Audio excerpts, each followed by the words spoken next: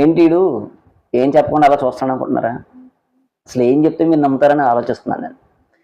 జనం ఎలా ఉన్నారంటే ఏం చెప్పినా నమ్మే పరిస్థితిలో లేరు.